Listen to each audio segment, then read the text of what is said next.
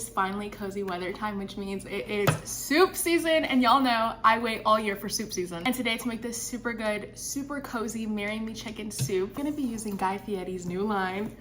He has new cookware and it is amazing and works so seamlessly. No chemical coating, screw safe, non-stick properties, and it's dishwasher and oven safe, y'all. You know, if I can use one dish to do everything, stovetop, then transport it over into the oven, I'm gonna do that. So today we are testing out the stock pot. Fun fact, I have never owned a stock pot before, never. So needless to say, I'm super excited about this one. Hey guys, the first thing you're going to want to do is put your stock pot on medium heat. Of course, we're going to be using the Guy Fieri stock pot because it is beautiful. She gets the job done so well. I started out by heating up about a tablespoon of the oil from our sun-dried tomatoes for about 3 minutes. Then I add in about half of a cup of diced up onions and I saute those down with some garlic for an additional 3 to 5 minutes. To do that, I'm going to add in 3 tablespoons of tomato paste, and we're also going to be adding in half of a cup of those sun-dried tomatoes, and we're going to cook that down for another 3 minutes. We're doing this to deepen the flavor of the tomatoes, but also this cooks down the tomato paste and it gives it this beautiful color as well as this beautiful flavor. Next, we're going to add in 64 ounces of chicken broth. You can do homemade chicken broth, you can do store-bought chicken broth, whatever your heart desires, but it does have to be 64 ounces. Now, in my southern household, we measure our seasonings with our heart. So I'm just going to do a little bit of Italian seasoning, some red pepper chili flakes. We are doing some onion powder, and even though we did do minced garlic, we're also doing some garlic powder and then some pepper. I'm going to give all of this a good mix, and then I'm going to bring this to a boil. Once we got that to a boil, we're going to add in 1 cup of heavy whipping cream, and again, we're going to mix that in, bring it to a boil yet again,